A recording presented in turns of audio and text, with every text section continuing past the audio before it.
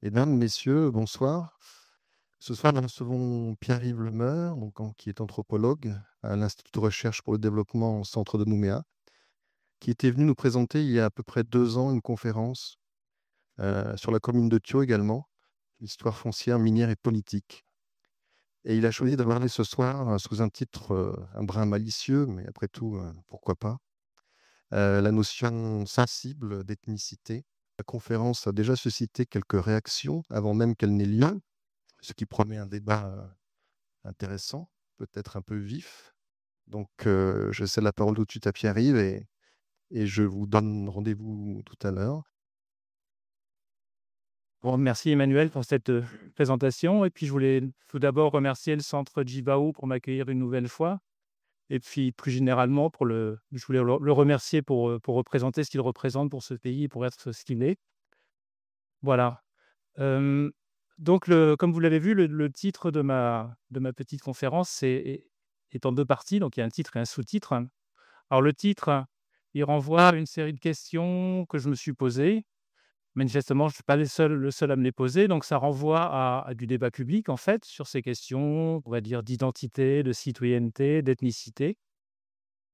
Et puis le sous-titre, c'est une façon de dire que ce que je vais essayer de faire sur un mode encore, pas totalement abouti, très certainement, c'est de proposer une grille de lecture qui permette ou qui aide, en tout cas, à s'y retrouver dans ces questions qui sont à la fois des questions de recherche, évidemment, qui intéressent à un anthropologue, par exemple, mais qui sont évidemment des questions éminemment politiques en même temps.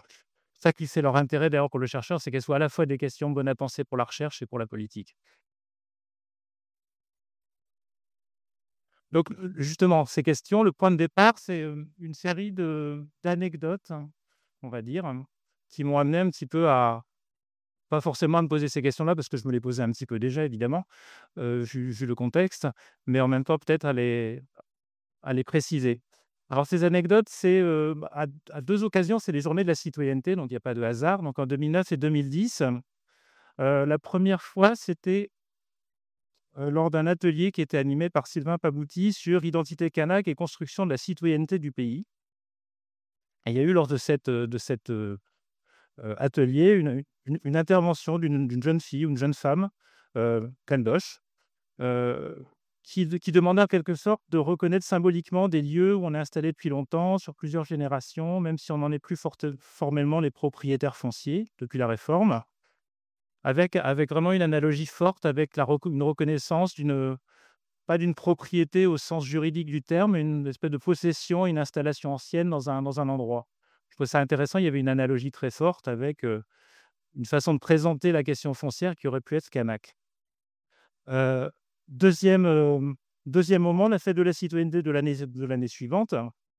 Un peu dans le même ordre d'idée, une autre jeune femme, qui était membre, je crois, du collectif pour le drapeau commun et qui proposait l'idée d'associer un toponyme au patronyme de citoyen calédonien non kanak, mais revendiquant un lien à la terre et un ancrage local fort. Donc on est aussi dans cette forte analogie avec une façon de penser le foncier, kanak. Alors ce qui est intéressant, c'est que lors de cette intervention, il y avait Dewe Gorodé qui était dans le public et qui était plutôt positif dans sa réaction et qui expliqua à ce moment-là qu'à Poneriwan, dans la vallée de la Tchamba, les colons européens avaient tous, pris des noms Païchi, du lieu où ils étaient implantés, et au point d'être connus presque uniquement par ce nom par leurs voisins kanaks. 2 anecdotes, dont il ne faut pas trop tirer les fils, mais qui sont quand même assez significatives. Une troisième qui me vient, indirectement de Thierry Menson, autour du projet de Guarodeva, où il m'expliquait avec un petit peu d'étonnement à quel point il constatait qu'il tombait en permanence face à des caldoches, on va dire, extrêmement, identitaires, prêts à poser des boîtes à bout partout pour, revendiquer des espaces, expliquer qu'ils étaient là depuis longtemps. Et puis à côté, des Kanaks ultra développementistes qui étaient là pour expliquer que finalement ce qui était important, c'était le projet. Je caricature évidemment totalement, mais là encore, on a des analogies et même une inversion en fait dans les stéréotypes qu'on pourrait avoir sur les façons de concevoir, par exemple, le lien à la terre. Alors évidemment, la question qu'on peut se poser, par rapport à ces mimétismes, c'est à quel point ils sont stratégiques ou à quel point ils sont plutôt des mimétismes de longue durée par imprégnation, par, acculturation, comme on pourrait dire.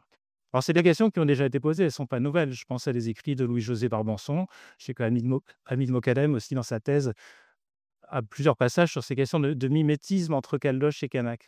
Donc voilà, ce pas des questions nouvelles, mais c'est intéressant de les creuser un petit peu. Une autre entrée par rapport à ces enjeux, disons, d'ethnicité au sens large, c'est un programme qui n'a absolument rien à voir sur des questions de cogestion du lagon dans la zone de VKP. Et parmi les résultats, il y avait un aspect que je trouvais extrêmement intéressant, c'était de constater à quel point, sur cet espace, il y avait finalement des représentations, des savoirs, des normes, des reconnaissances aussi d'usage et même d'appropriation localisée du lagon qui étaient reconnues, qui étaient partagées, par les habitants du lieu, qu'ils soient Kanaks ou Caldoches. Tout ça sans idéaliser, c'est pas sans conflit, mais il y avait manifestement un espèce de stock commun de représentation, de normes qui renvoie à l'idée qu'on peut peut-être rentrer sur le champ ou dans le champ de l'ethnicité par d'autres approches qui ne soient pas justement celles de groupes définis a priori, mais plutôt celles qui tourneraient autour d'un socle commun de normes, de représentations, de savoirs, de connaissances. Donc voilà, c'est une autre entrée sur l'ethnicité. Là encore, c'est pas nouveau, c'est des choses qui ont été proposées dans d'autres contextes et dans des contextes, en fait, peut-être plus brûlants et plus violents que la Nouvelle-Calédonie. Je pense à Paul Richards, un anthropologue anglais qui a travaillé en Sierra Leone et qui travaille un peu sur ces bases-là.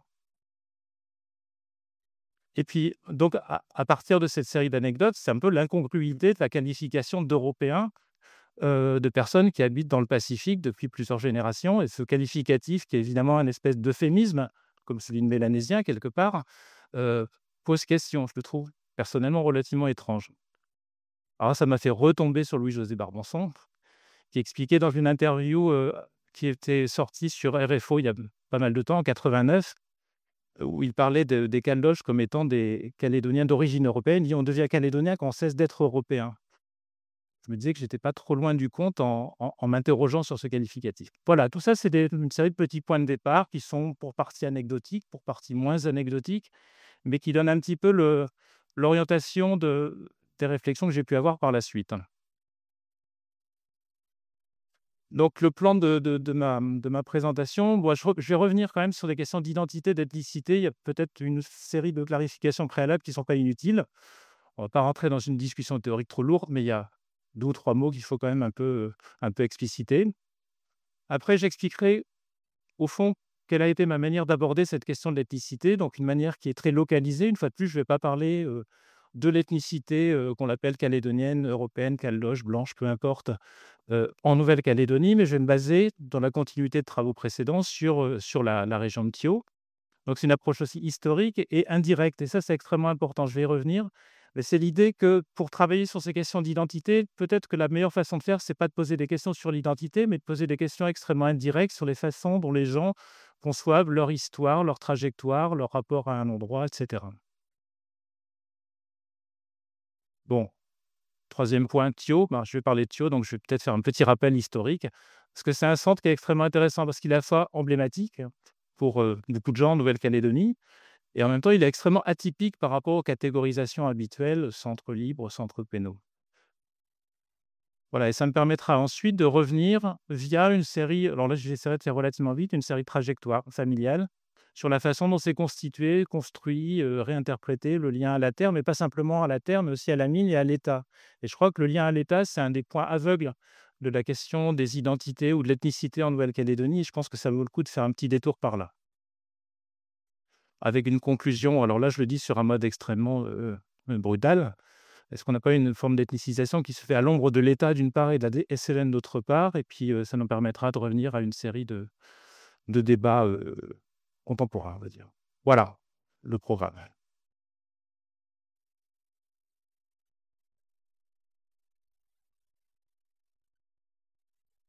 Alors approche, méthode, je ne vais pas non plus rentrer trop dans le détail, mais premier point, une fois de plus, c'est une recherche qui est localisée, donc à Thio. Alors évidemment, c'est pas interroger que des gens à Thio, il y a des gens qui sont venus, qui sont partis, qui sont revenus éventuellement à Thio. Donc c'est intéressant de voir, cette localité dans des trajectoires plus larges qui ne sont pas simplement basées à Thio. C'est intéressant aussi par rapport à cette préoccupation de savoir comment les gens se représentent un lien ou une identification à une localité. Si les gens bougent, la question de l'identification est forcément différente. Alors, je l'ai déjà dit, une approche indirecte, il s'agit aussi de continuer sur un mode un peu spécifié, une histoire qui est à la fois politique, foncière, minière de la commune. En gros, autour d'un projet de compréhension des liens entre politique des ressources, c'est-à-dire les ressources à Thio, c'est le foncier, c'est la mine, et cetera, et politique des appartenances. La méthode, là, sera en l'occurrence plutôt biographique, mais pas simplement à l'échelon individuel, mais à l'échelon familial aussi, avec un évidemment, il y a toute une littérature en sociologie, en anthropologie sur la question biographique. Le fait que ce soit une porte d'entrée intéressante, qu'en même temps, il y a une espèce, comme l'a dit Bourdieu, d'illusion biographique, c'est-à-dire l'espèce de mise en cohérence d'un récit individuel qui est parfois surinterprété, trop cohérent par rapport à ce qu'il a été dans sa trajectoire réelle. Donc il faut faire attention évidemment avec une méthode biographique, il faut bien contextualiser ce que disent les gens, il faut croiser les données. Alors, il s'agit aussi de construire une série d'indicateurs descriptifs qui permettent de spécifier justement ces questions. Alors, par rapport à ces enjeux d'identité au sens large, évidemment, l'origine, la résidence, des questions de mobilité, d'occupation professionnelle, les stratégies d'alliance, la façon dont le lien éventuel à la terre ou à un endroit donné s'inscrit dans une toponymie ou dans une topo-patronymie, éventuellement. Voilà. Et puis un autre aspect qui est extrêmement intéressant, c'est la façon dont les gens racontent leur histoire. Donc il y a toute une analyse de la mise en récit des trajectoires et des événements. Alors là, c'est peut-être le seul endroit où le mot d'identité me paraît intéressant. J'expliquerai pourquoi tout à l'heure, je ne l'emploie par ailleurs pas. Mais en tout cas, il y a ce qu'on pourrait appeler l'identité narrative, c'est un terme qu'emploie Paul Ricoeur en particulier. La façon dont les gens, disons, dont les acteurs et les événements se co-construisent dans des trajectoires. Et là, ce que je trouve intéressant, sans aller trop loin dans l'aspect théorique, c'est qu'il y a, il y a souvent des événements qui sont pivots, et ils sont pivots au sens où ils sont importants, évidemment, mais au sens où ils reconstruisent aussi, ils rebattent les cartes en quelque sorte.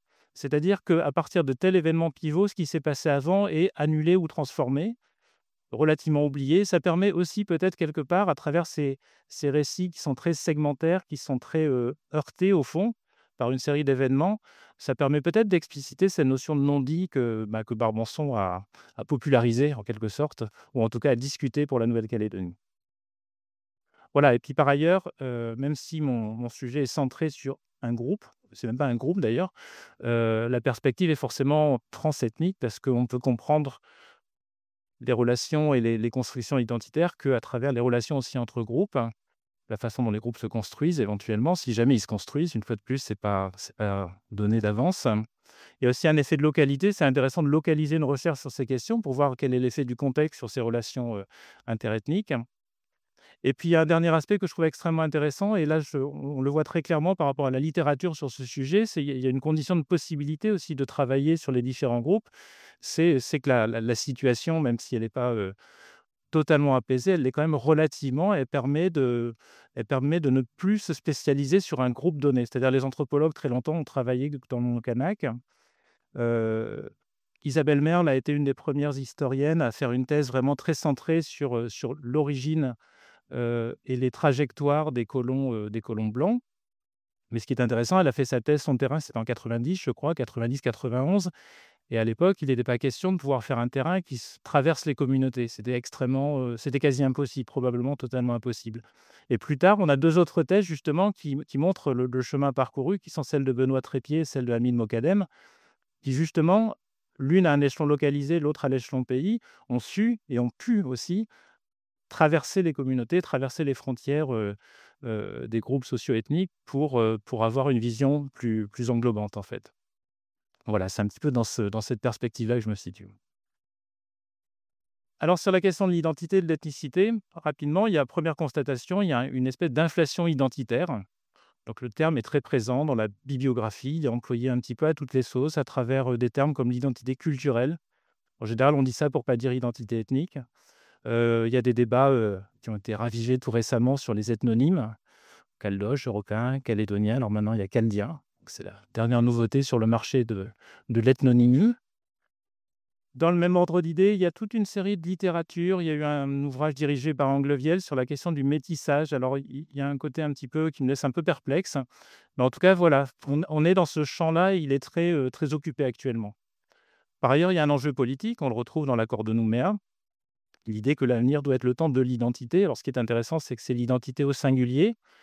Ça renvoie à une identité nationale, donc ça renvoie non pas de l'ethnicité, ou en tout cas, ça renvoie à l'ethnicité vue d'un point de vue, national, donc ça renvoie à du nationalisme quelque part. Donc on voit bien que, il y a un intérêt à replacer les questions d'identité, ethnicité, nationalisme dans un canevas commun. Mais en même temps, par rapport à ces notions, alors on peut le faire avec le terme identité, mais ça marche pour les autres aussi. Il y a toute une série de sens extrêmement différents, voire contradictoires. En gros, pour dire les choses rapidement sur le terme identité, par exemple, il y a une acception extrêmement forte. L'identité, c'est une série d'attributs qu'on possède, qui sont des éléments constitutifs du moi ou d'un groupe. Ça peut être à l'échelon individuel ou à l'échelon collectif. Donc, il y a une idée de groupe social relativement stable, définie par une série d'attributs.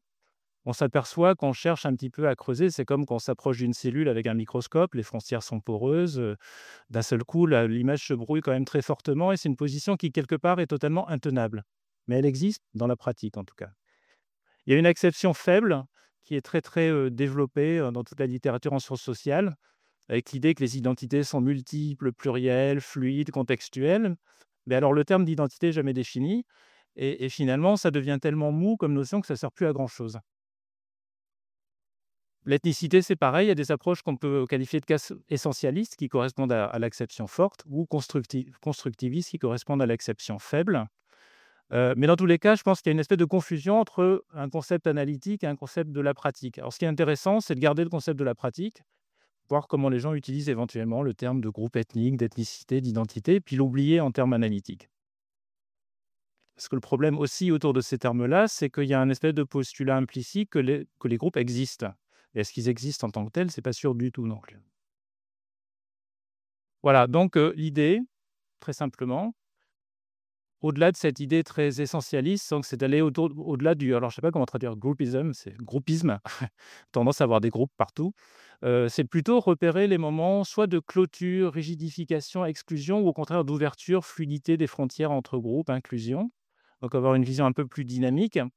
Analyser le jeu justement des frontières ethniques, les échanges, les flux, les stratégies de maintien de ces frontières ou de déplacement des frontières, les échanges qui reconstruisent en permanence ces frontières entre groupes ou au contraire qui les affaiblissent. Voilà, bon, j'ai cité Frédéric Barth, qui est un anthropologue norvégien qui a été le premier ou un des premiers en tout cas à partir dans cette direction à la fin des années 60, donc c'est pas nouveau comme idée. Et à partir de là, ce qui est intéressant, c'est d'avoir une série de catégories. Alors ça va vous paraître très légèrement jargonneux, en même temps, ça l'est pas tant que ça et ça permet justement de faire quelque chose que je trouve utile. Est-ce que c'est visible? C'est lisible? C'est lisible. C'est une idée, de Bruno Latour, un sociologue, c'est d'utiliser les concepts qui soient les plus vite possible pour laisser la place aux concepts que les gens utilisent dans la pratique, qui sont quand même beaucoup plus intéressants que les concepts des sociologues. Je le remets. Donc là, il y a trois petits groupes, parce qu'au fond, la notion d'identité, par exemple, qu'elle soit culturelle, ethnique, peu importe, fait écran à des processus qui sont extrêmement, hétérogènes.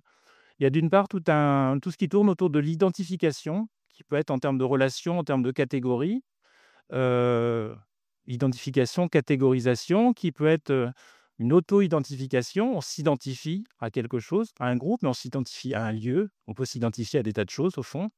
Qui peut être aussi exogène, c'est-à-dire on est identifié et là, il y a un identificateur ou un producteur d'identification absolument, central, c'est l'État, évidemment.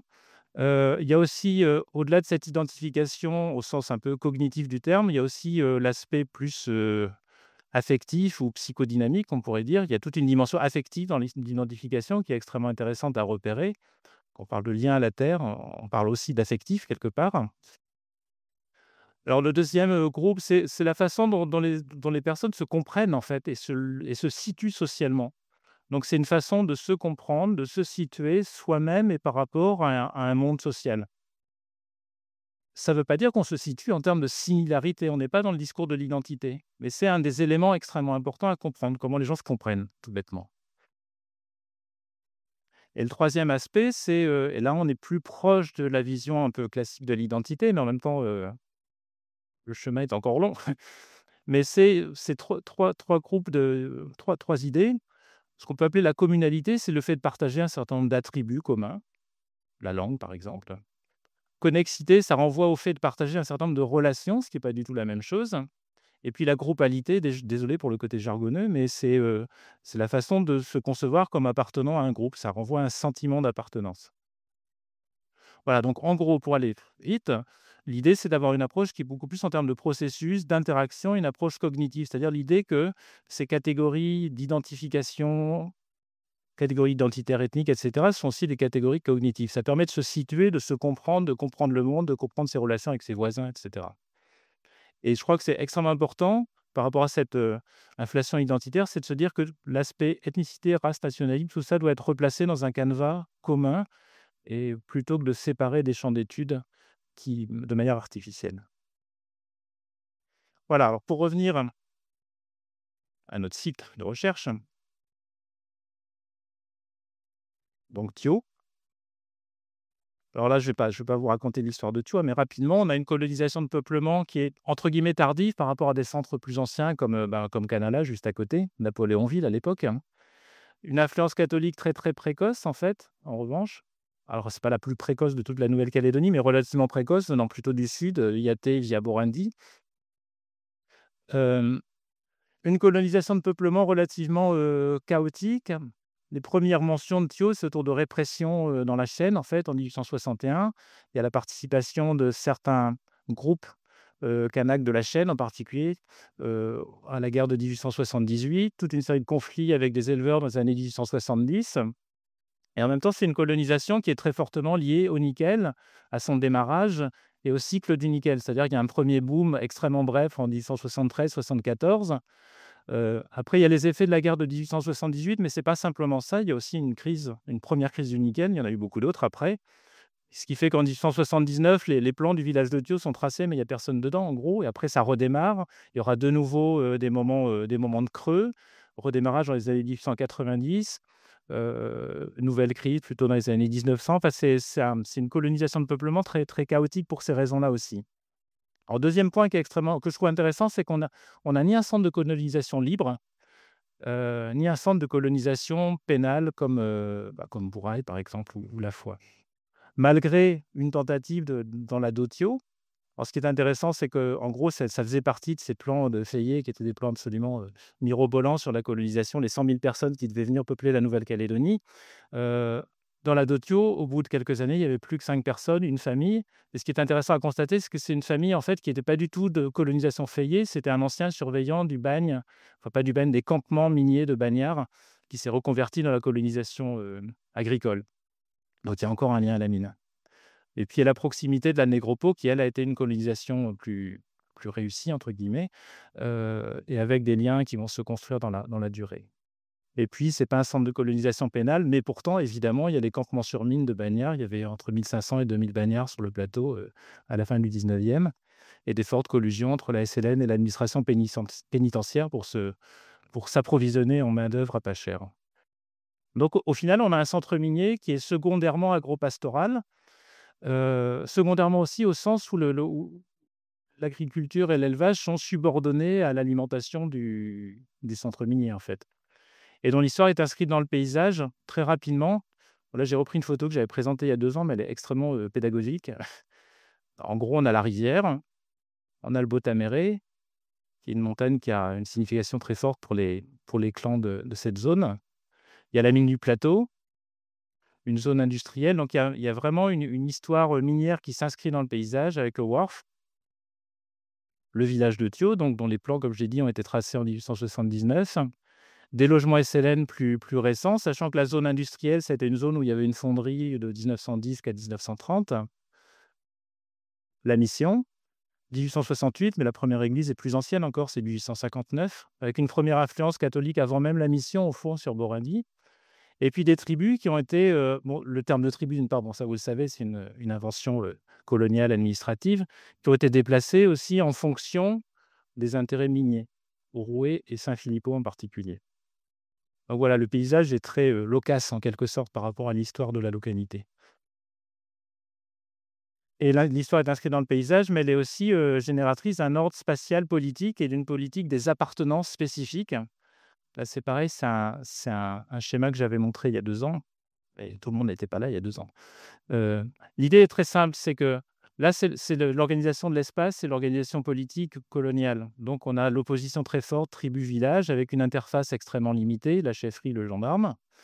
Heu et puis on a des zones qui sont plus «périphériques» entre guillemets par rapport à cette structuration verticale, mais qui sont extrêmement importantes par rapport à la manière dont se construisent éventuellement des groupes, éventuellement des identifications à des lieux, à des professions, éventuellement des relations interethniques.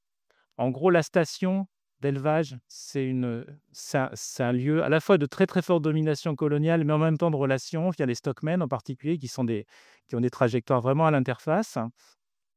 La mine, ce qui est intéressant, c'est que la mine, c'est plusieurs mondes sociaux. Au fond, il y a la mine des engagés, la mine des bagnards. Donc, il y a la mine sur mine. Et puis, il y a le village où il y a l'administration, le siège de la SLN, des boutiques. C'est un monde qui n'est pas tout à fait le même. Alors, évidemment, c'est des mondes qui se rencontrent, mais en tout cas, il y a la façon dont les appartenances se construisent ont beaucoup à voir avec cette histoire de très forte, évidemment, ségrégation à la fois raciale, spatiale et sociale. Alors ça nous donne quoi? Ça nous donne une démographie très complexe avec différentes strates de peuplement, avec toute cette série d'importations de main-d'œuvre extérieure. On a aussi tout l'aspect identification étatique. Je l'ai dit tout à l'heure, l'identification, elle est auto-identification ou identification exogène par, un agent, extérieur, ça peut être l'État et donc on a une ethnicisation ou racialisation, il faut les termes sont très proches. Peut-être une petite précision, quand j'emploie le terme de race, c'est pas au sens biologique parce que l'aspect biologique, on sait bien que en termes biologiques, ça a pas de sens. Par contre, le terme de race continue à avoir une espèce de validité sociale. Il est employé sur un mode justement qui est de la naturalisation des différences et de la justification d'un certain nombre d'éléments de domination. Donc la politique coloniale était une politique des races, elle était explicite, hein, elle était dite comme telle aussi. Alors là, je trouve intéressant de revenir sur les recensements. Là, c'est ceux des années, de la première moitié, enfin le premier tiers du XXe siècle. Heu, je ne vais pas rentrer dans le détail. Alors les chiffres, il faudrait les croiser, et les discuter. Donc c'est pas tellement mon propos. Mon propos, c'est plutôt de dire, finalement, l'État, à travers ses recensements, crée des catégories qui correspondent pas à nos dichotomies, par exemple, Caldoche, Kanak, qui seraient complètement à côté de la plaque. En fait, c'était des termes qui ont pas de sens à l'époque-là. Par contre, libre, pénal, ça fait 2 groupes qu'on peut qualifier d'ethniques quelque part, au sens où ils ont des origines différentes, des mondes de vie différents, des identifications différentes, ce qui ne veut pas dire qu'à certains moments, ils ne vont pas se rencontrer. Mais c'est 2 groupes qui sont fondamentalement différents dans leurs origines et dans leur fonctionnement. Heu, il n'y a pas de Kanaks au sens strict, il y a des indigènes en tribu, ce qui est autre chose, c'est pas la même dénomination non plus. Et puis on a justement, il y a ce qui seraient des Kanaks qui sont hors tribu, il y a des Loyaltiens, il y a des Calédoniens. Calédonien, ça veut dire kanak à l'époque. La catégorie, flottante intéressante, c'est les Japonais qui passent dans différents endroits, même si au fond statutairement, ils deviennent très rapidement libres, donc avec le même statut que, comme c'est dit, population blanche, y compris japonais, ce que je trouve intéressant aussi en termes d'identification, raciale, on va dire. Donc voilà, on a un système au fond extrêmement compliqué de dénomination, identification, catégorisation des groupes. Et on a une forme d'ethnicisation, racialisation des groupes en fonction de leurs origines, de leur statut juridique, donc par l'État. Alors ce qui est intéressant, c'est que l'État ne se contente pas de créer des limites, c'est-à-dire de dire: «Voilà, vous appartenez à telle ou telle catégorie», mais il produit aussi ces catégories, c'est-à-dire qu'il produit les individus qui vont remplir les cases à travers la colonisation libre ou la colonisation pénale. De ce point de vue-là, ces 2 colonisations sont extrêmement semblables. C'est des colonisations à l'ombre de l'État. C'est très, très fort en Nouvelle-Calédonie, c'est très différent de l'Australie, par exemple. En même temps, évidemment, l'État n'est pas tout puissant. L'État colonial est à la fois ultra brutal et ultra faible, au fond. Je pense que c'est une bonne caractérisation et la politique locale des appartenances, elle est bien plus complexe parce que les catégorisations, identifications, là, je reprends les termes que j'ai présentés rapidement tout à l'heure, sont plurielles, ne sont pas étanches. Elles sont à la fois étatiques et locales. Les gens se comprennent et se localisent pas simplement par rapport à des catégories à fonction, identitaire. Il y a des trajectoires individuelles, familiales bien plus complexes, très mobiles en fait. Quand on observe les trajectoires familiales, on a des gens qui passent de la mine à l'élevage, à l'entreprise et cetera. C'est beaucoup plus compliqué, plus toute une série, entre guillemets, «de métissage», c'est-à-dire d'alliances qui ne sont pas des alliances, monoethniques, même si au total, les gens sont à un endroit ou à un autre. Et puis tous ces éléments de partage d'attributs, relations sociales, etc., sont eux-mêmes très complexes. Ça ne se rentre pas dans le détail parce qu'on sinon on va être heu, un peu court. Mais en tout cas, il y a où se passe l'école, par exemple, la dichotomie école libre, école, pardon, je vais y arriver. École privée, école publique, à Thio, c'est très frappant entre, en gros, l'école, publique, c'est l'école des colons, l'école privée, c'est plutôt l'école kanak, des Javanais et cetera. Heu, il y a la mine qui est évidemment un endroit à la fois de reproduction d'un certain nombre de hiérarchies, mais qui à un moment donné aussi un endroit de mise en relation. Alors ça bouge évidemment avec, 46, la fin de l'indigénat et l'entrée progressive, très, très progressive en fait des Kanaks dans le monde de la mine, donc dans le monde de l'économie salariale, on va dire. Ce qui veut dire aussi plus tard dans le monde des syndicats et cetera. Alors ça se fait en gros en 2 temps, c'est une entrée très, très progressive et très, sporadique jusque dans les années 70 et puis une entrée après beaucoup plus stabilisée avec des carrières de longue durée, à partir des années 70-80. Et puis il y a aussi, et là je ne rentrerai pas dans le détail, mais je trouve ça extrêmement intéressant, la façon dont les événements historiques, hein, sont, réécrits, appropriés, heu, qui sont aussi constitutifs de la façon dont les gens se situent évidemment. Alors rapidement, je vais reprendre, les petites, heu, études de cas, de trajectoires. Donc c'est des trajectoires qui sont sur plusieurs générations, qui sont chacune singulières, hem, qui sont localisées au sens où elles sont à un endroit et pas à un autre, mais elles sont, multilocalisées parce que justement, c'est des trajectoires qui sont souvent des trajectoires de mobilité. Ça, je trouve ça extrêmement important à noter. La mobilité, c'est pas juste, un phénomène secondaire, c'est un phénomène structurant des sociétés. Et en même temps, c'est des trajectoires qui ont un caractère significatif, mais évidemment qui ne sont pas du tout représentatifs au sens, statistique du terme. Alors je ne vais pas les détailler en fait et c'est des arbres généalogiques extrêmement simplifiés. Heu, il y a 2 ou 3 éléments que je trouve intéressants là, en fait, dans dans ce petit arbre généalogique. On a plusieurs liens. Il y a un lien à la mine, mais là, je rejoins ce que disait, Louis-José Barbançon aussi, c'est que quand on parle de colonisation pénale, on pense aux Bagnards, aux descendants de Bagnards, mais il faut penser à l'ensemble du système pénal et à Thio, il y a toute une série de trajectoires de gens qui sont venus avec le système pénal, mais qui n'étaient pas des Bagnards, qui pouvaient être des gardiens aussi et qui ont une importance aussi, et qui sont en même temps situés quelque part autour de cette nébuleuse pénale et qui ne sont pas ailleurs de ce point de vue-là. Ce qui est intéressant, c'est que bon, on a dans ces rencontres, via des alliances, on a, l'économie de comptoir, Baland, on a, le domaine pénitentiaire. On a aussi de la mobilité, c'est-à-dire qu'il y a en particulier, la trajectoire là sur la gauche, donc une naissance à Nouméa, l'accession à la terre à Boulou-Paris, un départ vers la foi. Le fils qui se retrouve stockman sur une grosse propriété, qui vient sur Thio en 1947 comme gérant de la société Waco. Alors ça, c'est intéressant, c'est qu'à Thio, en fait, on a au fond un élevage qui est assez peu développé et qui est surtout monopolisé par une énorme société qui était la société Waco. Heu, en gros, c'était 6 000 hectares, ça représentait une très, très large partie du domaine pastoral. C'était pas que pastoral, il y avait aussi des caféeries. Donc on a cette ligne-là, donc stockman, gérant, devenu propriétaire de cet espace. Le fils reprenant l'espace, mais cet espace se voyant largement réduit au moment de la réforme foncière, donc on passe de 6 000 à 700 hectares environ, quelque chose comme ça. Mais en même temps, c'est quelqu'un qui est resté sur place, heu, sachant que, les frères et sœurs ont hérité de ce qui avait été acquis sur la côte ouest, sur l'Afrique en particulier. Donc il y a un lien fort entre, il y a il y a un lien foncier fort à Thio et en même temps, on voit qu'il y a des stratégies qui sont pas simplement localisées sur Thio et ça, c'est des choses qu'on retrouve fréquemment. C'est des stratégies, foncières qui s'étendent vers la côte ouest, pas juste après les événements. C'est des stratégies qui peuvent être plus anciennes, et qui d'autre part ont à voir avec un marché foncier qui est relativement développé. C'est-à-dire il y a beaucoup de transactions foncières et là, ça renvoie aussi à un enjeu important par rapport à ce qu'on peut appeler le lien à la terre. Si les gens n'arrêtent pas, j'exagère évidemment, mais s'il y a une série de transactions foncières, achat-vente, des locations et cetera, le lien à la terre se construit forcément différemment. C'est pas pour dire: «Il y a pas de lien à la terre», c'est pour dire: «Il est forcément d'une autre nature». Parce qu'il est traversé par cette idée que la terre peut s'acheter et se vendre.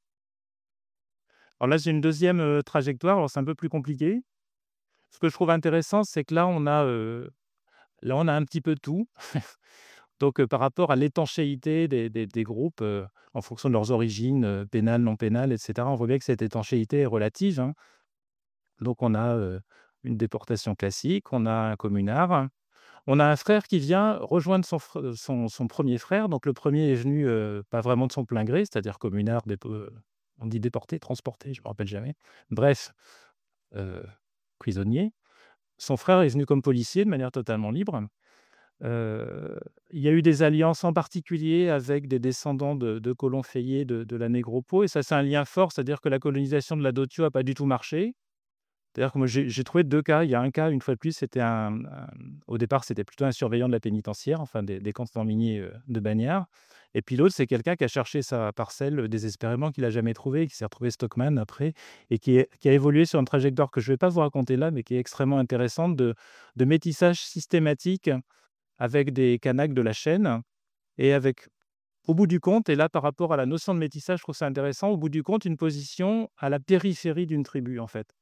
Ce qu'on dit souvent, et c'est relativement vrai dans l'ensemble, quels que soient les métissages biologiques, les gens sont finalement dans un endroit ou dans un autre. Il n'y a pas vraiment de métissage au sens culturel du terme, et là, c'est un cas que je trouve, un peu à la limite, justement. Alors là, ce qui est intéressant, c'est qu'on a le développement d'une propriété foncière qui implique à la fois de l'appropriation et à la fois de la mobilité, à savoir une propriété qui s'étend de Kawas, Katio, en passant par Naketi, avec des mouvements du bétail, avec le recours à des stockmen qui sont pour une large part des gens plutôt de Kawa d'ailleurs. Voilà, donc on a une espèce de construction, d'une propriété foncière en îlot, heu, qui est alors je ne sais pas à quel point elle est originale justement, ça j'aimerais bien le savoir, mais en tout cas qui est intéressante. Et puis on a, une série d'alliances après, et au bout du compte, enfin c'est pas au bout du compte, là c'est provisoire, hein, ça continue, il y a G7 ensuite, c'est les générations. Au bout du compte, on a une trajectoire très typique, je trouve, en Nouvelle-Calédonie, d'un entrepreneur qui est à la fois un entrepreneur foncier, minier et politique. Bon, la figure de Lafleur est bien connue, mais il y a pas mal d'entrepreneurs qui regroupent ces 3 casquettes: la terre, la politique et la mine. Et là, on a un cas qui est tout à fait, intéressant, et on a aussi, via des alliances, des transactions foncières qui impliquent, là encore, heu, des stratégies qui vont de la côte est à la côte ouest de manière un peu transversale. C'est pas des stratégies qui amènent les gens à l'autre bout de la Calédonie, mais plutôt de l'autre côté de la chaîne, sur le côté ouest. Et la dernière que je vais vous présenter très rapidement, là, je l'ai localisée parce qu'elle présente un certain nombre d'éléments que je trouve vraiment, très, significatifs par rapport à cette idée de mimétisme. Donc c'est situé là. Je vais faire un gros plan après, rassurez-vous. Donc pour situer, au-dessus, on a la mine du plateau, en dessous, on a les pétroglyphes, qui est un village SLN, et puis à gauche, on a une tribu qui est la tribu de Saint-Paul, et puis on aurait, toute une série de propriétés foncières en bas à gauche, qui renvoie d'ailleurs aux trajectoires, de la généalogie précédente. Il y a des liens, et puis au milieu, il y avait un séquestre japonais qui a été récupéré. Voilà, en plus gros plan, ça donne ça. Alors je vais pas, là encore, je rentre pas dans le détail, mais ce que je trouve intéressant par rapport à ce groupe de maisons, c'est qu'on a au fond une famille qui s'est implantée là, alors avec une origine, pas encore complètement déterminée. Peut-être il y a un peu de non-dit, à voir. Mais bref, il y a une stratégie résidentielle, c'est-à-dire qu'on a une configuration, on a toute la famille qui est implantée sur un espace très restreint, sur plusieurs générations, avec éventuellement, des stratégies, je dirais, de regroupement aussi des filles qui amènent leur mari sur place. C'est-à-dire, il y a vraiment un regroupement, une idée d'implantation localisée à caractère quasiment clanique, avec l'idée d'avoir un nom pour le lieu. Donc on est vraiment dans une logique résidentielle et d'alliance que je trouve intéressante, parce qu'elle ressemble quand même, bigrement, à des stratégies kanak d'implantation, avec une espèce de topo patronymie, mais qui est bricolée localement, qui n'est pas attribuée par les voisins. Là, je pense qu'il y a une différence entre la vallée de la Tchamba et une zone comme Thio. Des stratégies matrimoniales aussi intéressantes, avec des mariages extérieurs, beaucoup avec des Polynésiens qui étaient nombreux à un moment donné sur Thio, mais avec l'idée toujours les 2 sont liés, résidentiel et matrimonial. Donc avec une idée de regroupement, l'idée d'une toponymie, l'idée de se faire enterrer sur place, ça c'est quelque chose que j'ai souvent, entendu et constaté. et puis une logique foncière d'ancrage local et avec pour effet, entre autres, une non-revendication sur l'espace-là du côté kanak pendant la période de la réforme foncière et en même temps une logique entrepreneuriale d'ancrage local autour d'une entreprise qui emploie, les Kanaks de plusieurs tribus. C'est-à-dire l'idée justement d'avoir ça, on retrouve ça pas mal dans les stratégies entrepreneuriales à Thio, c'est l'idée non pas d'avoir un petit groupe de personnes qu'on emploie qui sont des espèces de clients ou des gens très proches, par exemple une fratrie, mais plutôt de recruter dans plusieurs tribus. C'est-à-dire d'avoir une espèce d'équilibre, sociologique du recrutement, des employés. Voilà, tout ça, ça nous amène à une série de traits significatifs. Une fois de plus, dit de manière très, très rapide, hein, forcément un petit peu caricaturale. Mais, ce que je trouve intéressant, c'est qu'il y a l'enjeu de la mobilité, en fait, par rapport à la question de l'identification à un lieu, à un endroit, à un espace, à une terre. On constate que la mobilité est forte, elle est sociale, elle est professionnelle dans les trajectoires, comme je disais tout à l'heure, il y a des trajectoires qui passent par, toute une série de boulots, d'entrepreneurs, de petits commerçants et cetera, avec des moments comme stockman, des moments comme, agriculteur, des moments à la mine et cetera. Donc c'est des trajectoires extrêmement mobiles, mais spatialement aussi, en fait. Et quand on entend certaines personnes, moi j'avais l'impression de me retrouver en Afrique de l'Ouest, discuter avec des peuls, c'est-à-dire des gens qui expliquent que finalement les enfants naissaient là où le troupeau s'arrêtait. Je caricature un peu, mais à peine. Donc il y a vraiment une histoire de mobilité très, très forte aussi côté, européen. Bon, on a des trajectoires familiales qui sont très hybrides, mine-élevage, mine-système pénal. En même temps, il y a une étanchéité, relative entre des trajectoires j'appellerais des trajectoires fayées et des trajectoires vraiment minières SLN, c'est-à-dire des gens qui ont des statuts plutôt de cadres, on va dire, ou d'agents de maîtrise et cetera au niveau minier et là, il y a les rencontres se font pas tant que ça, en fait. Elles se font, mais elles se font pas tant que ça. Donc ça donne des stratégies matrimoniales à la fois relativement étanches, mais jamais complètement et assez complexes. Et puis l'enjeu foncier, je trouvais intéressant, c'est-à-dire qu'on a une diversification foncière qui est à la fois locale, c'est-à-dire ce que je disais tout à l'heure, il y a pas mal de transactions.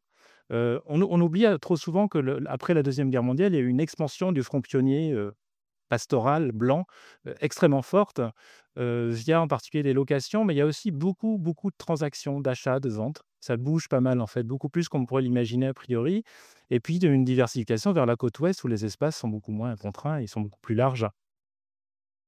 Et une fois de plus, c'est pas simplement un effet des événements, à savoir des gens qui se recasent sur la côte ouest parce qu'ils ont dû partir de la côte est ou qu'ils ont préféré, en tout cas, qu'ils ont dû partir.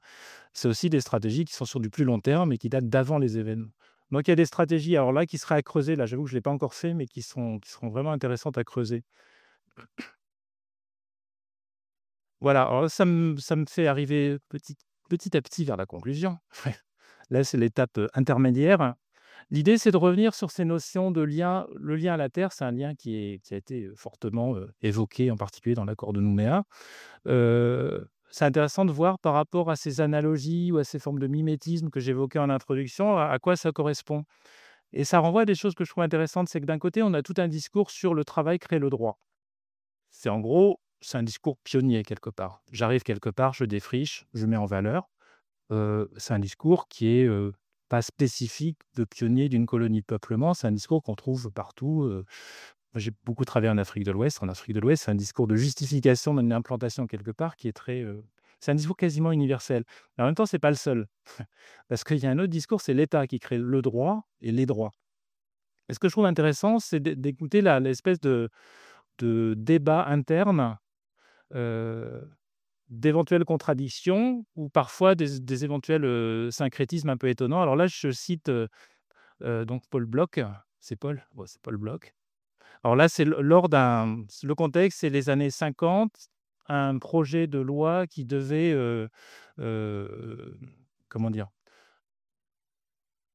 Faire en sorte que lors de toute mutation foncière, il devait y avoir d'abord un état des lieux du degré de mise en valeur. Donc c'était un droit de regard de l'État sur, ce qu'avaient fait les gens de leur terre. Ce que je trouve intéressant, c'est que donc Paul Bloch était bon situé, plutôt, à droite, tout au fond du couloir, sur l'échiquier politique. Hem, il invoque 2 choses totalement différentes pour défendre, son point de vue et récuser, l'irruption de l'État dans la façon dont lui a mis en valeur son espace. Bon, il le prend personnellement, mais dont tout colon aurait mis en valeur son espace et il invoque à la fois le travail créateur de droit, le labeur opiniâtre, mais aussi les droits de propriété, le code civil. C'est-à-dire qu'il s'appuie sur 2 choses qui ne sont pas du tout les mêmes choses, à savoir le travail créateur de droit et l'État créateur de droit. Pour récuser le même État qui vient voir un petit peu qu'est-ce qui a été fait avec ces droits, à savoir est-ce qu'il y a eu de la mise en valeur. Je trouve d'ailleurs intéressant d'avoir ce discours-là par rapport à la mise en valeur d'espaces, heu, comment dire? Travaillés par des gens qui ne sont pas des Kanaks justement, parce que c'est un débat qu'on retrouve actuellement par rapport à la réforme foncière. Mais bref, on a 2 discours de justification qui sont très différents, qui sont parfois invoqués de manière hybride et parfois, objet de polémique. Je me rappelle d'un passage dans le livre de Jerry Delatière sur Négropo, rive gauche, où il y a un moment où il y a 2 colons qui s'étripent autour de ça. Il y en a un qui parle de son droit lié au fait qu'il a mis en valeur cette terre, ils étaient les premiers. Puis il y a l'autre qui arrive un peu plus tard, qui dit: «Moi, j'ai des droits qui sont liés à l'État. C'est l'État m'a dit de venir là», donc il y a tout un conflit avec ces 2 discours de justification. Alors il y a un troisième discours qui est intéressant, c'est bon là je l'ai recueilli comme ça, mais c'est un discours très classique, c'est un Caldoche sans bétail n'est pas un Caldoche. Bon, là on est aussi dans un mimétisme par rapport au Kanak sans igname qui est pas un vrai Kanak, sauf que l'igname et le bovin, c'est pas tout à fait la même chose, ça bouge pas pareil et ce que je trouve intéressant, c'est qu'un Caldoche sans bétail qui n'est pas un Caldoche, après ça renvoie aussi à quel genre de Caldoche? Est-ce qu'il est stockman ou est-ce qu'il est, propriétaire, par exemple? Donc ça recouvre aussi des très fortes différences. Ça renvoie aussi à autre chose, c'est que le lien là, il est au bétail, le bétail bouge. On a vu que les stratégies foncières sont complexes, elles sont des stratégies de mobilité, donc on n'est pas dans le même ancrage. Alors vous allez me dire qu'avec la défriche bruyée, on bouge aussi, mais on bouge pas tout à fait de la même façon. Le lien à la terre, ça renvoie aussi, je l'ai dit tout à l'heure et c'est quelque chose qui m'a frappé et en même temps, c'est des choses qu'on retrouve aussi dans des sociétés paysannes européennes. Un lien à la terre, c'est là où on enterre ses morts.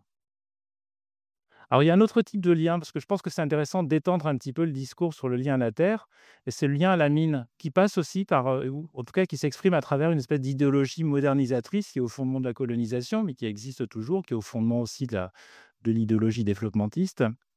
Il y a une idée d'une conception étendue du travail créateur de droit, c'est-à-dire que c'est pas simplement le travail de la terre, c'est le travail de mise en valeur, le travail de création d'infrastructures, par exemple, qui serait créateur de droit, qui donne légitimité par rapport à un espace. Je me rappelle d'une interview dans la thèse de Hamid aussi, de monsieur Froin, qui dit quelque chose un petit peu dans cette direction-là et c'est un aspect que je trouve intéressant. Mais en même temps, ce lien à la mine, c'est pas qu'un lien à un espace, c'est aussi ça crée autre chose, une appartenance professionnelle, syndicale. Mais ça renvoie aussi et là, je ne suis pas rentré dans les trajectoires de gens qui ont travaillé sur la mine, et qui sont passés à un moment donné par Thio. Ça renvoie à de la mobilité sociale et surtout spatiale. C'est-à-dire que les gens qui travaillaient dans la mine, y compris ceux qui ont fait toute leur carrière à la SLN, ils bougeaient en fonction des ouvertures et fermetures de mines. Il y a eu par exemple énormément de gens qui sont partis de Cognambo en 47 quand ça a fermé pour venir sur Thio. Le moment où la fonderie a fermé à Thio en 31, c'était des moments de départ. Il y a aussi des gens qui sont partis entre Thio et Yaté sur les premiers projets hydrométallurgiques entre 2 guerres, et cetera. Il y a toute une mobilité qui est fortement liée au déplacement du front minier en quelque sorte. Donc le lien à la mine, c'est pareil, c'est plus un lien à une idée en quelque sorte et à un métier, à un monde aussi social, qu'un lien direct à un espace donné puisque cet espace bouge à travers la trajectoire des gens. Ce que je trouve intéressant aussi, c'est de constater les gens qui ont travaillé très longtemps à Thio, qui ont éventuellement fait toute leur carrière, qui rentrent après chez eux, j'allais dire. Les gens qui repartent, qui sont par exemple descendants de colons, venus faire du café à Vaud, qui retournent à Vaud. Le lien à la mine, ça renvoie aussi, alors je le dis de façon un peu provocatrice, c'est la SLN est l'entreprise, hégémonique sur Thio depuis longtemps. Ça renvoie à la couleur de la SLN, c'est-à-dire, est-ce que la SLN est une entreprise, coloniale? Est-ce que c'est une entreprise qui s'est calédonisée? Est-ce que comme certains le disent à Thio, est-ce que c'est pas à un moment donné kanakisé à la fois à travers le recrutement social et la prise en compte de rythme, de travail? En tout cas, la couleur de la SLN, je trouve que c'est une question qui est pas inintéressante à poser. Heu, y compris à travers toute son histoire. C'est-à-dire le point de départ, c'est quand même, un ingénieur français, 2 aventuriers, dont l'un a une nationalité totalement indéterminée. Après, c'est la banque Rothschild. Après, c'est une nationalisation ou reprise en main par l'État colonial, années 70, alors même que les activités se centrent sur la Calédonie. Voilà, il y a toute une histoire qui est extrêmement contradictoire entre la structure du capital, le lieu de l'activité, le recrutement social des ouvriers qui pose ce genre de questions. Il n'y a pas de réponse définitive, évidemment. Et puis, le dernier point, c'est le lien à l'État et ça, je trouve que c'est vraiment un point aveugle de ce que j'ai appelé l'ethnicité blanche. Une fois de plus, c'est un peu de la provocation. Non, c'est pas de la provocation d'ailleurs. Heu, Ce que je trouve intéressant, c'est que bon, d'une part, ça on le sait, mais je pense qu'on n'en a pas peut-être pas encore tiré toutes les conclusions, c'est que le boom du nickel et c'est pas le boom du nickel, c'est aussi l'immigration organisée par l'État colonial à l'époque et je parle sciemment d'État colonial. On était vraiment dans les années 60 dans une reprise en main, coloniale. Les gens de l'UC des années 50 le savent aussi. Il y a la naissance des caldoches, c'est-à-dire on a vraiment ce que j'appelais tout à l'heure les événements pivots, c'est-à-dire qu'il y a un événement qui rebat les cartes. C'est-à-dire que l'espèce de construction d'une identité de descendants de colons en Calédonie sont plus des Européens quelque part parce qu'ils sont là depuis plusieurs générations. C'est à ce moment-là que ça se crée. Donc, la façon dont cet événement, boom du nickel plus immigration organisée par l'État, rebat les cartes, là, je crois qu'on a un vrai événement pivot par rapport au sentiment d'identification. Alors là, c'est une identification extrêmement complexe, hein, parce que c'est une identification à un pays, souvent à une activité, à une façon de concevoir, toute l'idéologie broussarde aussi et l'espèce de nostalgie de la période d'avant est née quelque part aussi un peu à ce moment-là et en même temps, c'est en creux une identification, complexe et un peu déçue à l'État quelque part. Pareil pour les événements, les discours que j'ai pu recueillir, je les trouve extrêmement intéressants. Ces discours sur la trahison de l'État. L'État a pris parti pour les Kanaks. C'est pas moi qui le dis, hein, c'est des gens qui me le disent et je trouve ça intéressant. C'est-à-dire qu'en creux, il y a l'idée que, bon, OK, on est caldoche, on est calédonien, on n'est plus vraiment européen. Mais ce lien à l'État, il est compliqué et donc il y a un sentiment de déception par rapport à l'État. Mais c'est pas dit comme ça, c'est-à-dire qu'après on reparle des identités culturelles, non pas en fonction de l'État, mais en fonction d'autres critères. Je pense que le critère du lien à l'État, il est complètement, essentiel. Voilà, en conclusion, hem, je vais revenir très rapidement sur les hypothèses de base et puis, pour ouvrir un petit peu sur des débats possibles. Bon, manifestement, ce que je trouve intéressant, c'est qu'il y a il y a un malaise autour des ethnonymes.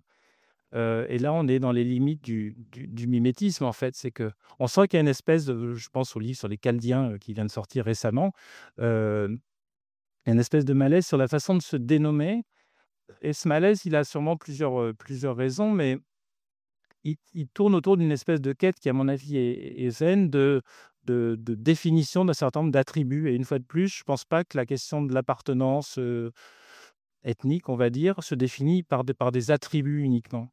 Et cette recherche-là, c'est-à-dire tout le débat, très affectif sur, les caldoches ont-ils une culture? Alors c'est un débat qui est dépassé, mais ça a été un débat à un moment donné. C'est un débat qui au fond est complètement absurde. Évidemment qu'ils en ont une, tout le monde a une culture, sinon on n'existe pas. Donc le débat n'a pas de sens.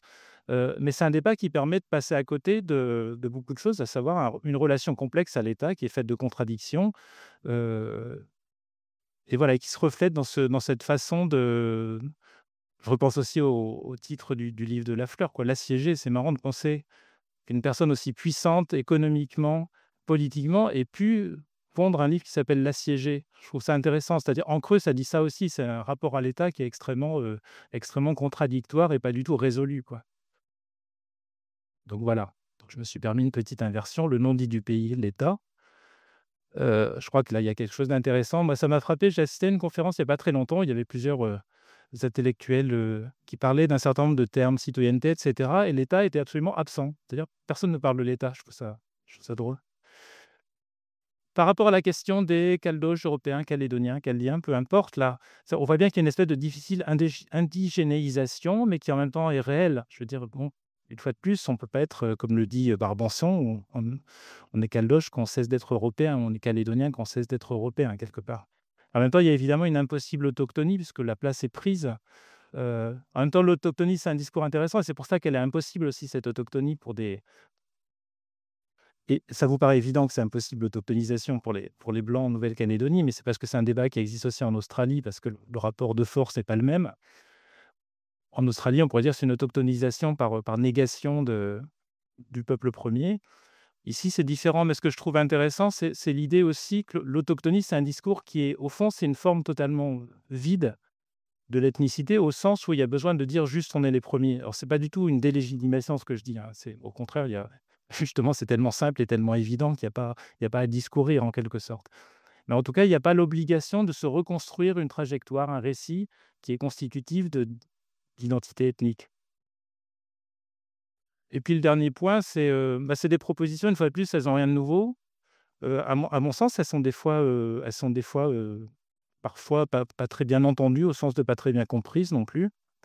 C'est que moi, il me semble, là, je sors peut-être de mon rôle de chercheur, hein, mais on est évidemment dans une période de construction de la citoyenneté, ça je j'invente rien. Et je pense qu'il y a quelque chose pour une reconnaissance qui doit être mutuelle, inclusive et dans la mesure où elle est historique, elle peut pas être symétrique non plus. Donc la recherche, le livre sur les Chaldéens, c'est une recherche de symétrie et cette symétrie, elle est impossible, en fait. Parce qu'il y a l'histoire et il y a l'intériorité.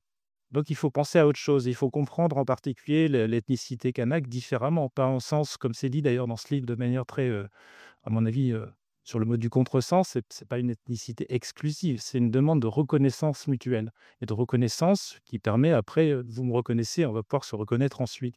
Donc je pense que ça renvoie à un aspect historique et non symétrique de cette question ethnique et je pense que ça, c'est complètement essentiel et si on ne comprend pas ça, c'est vrai que ça devient extrêmement difficile. Sinon, on est à la recherche en permanence de ce mimétisme, de cette analogie pour dire finalement on est un peu pareil.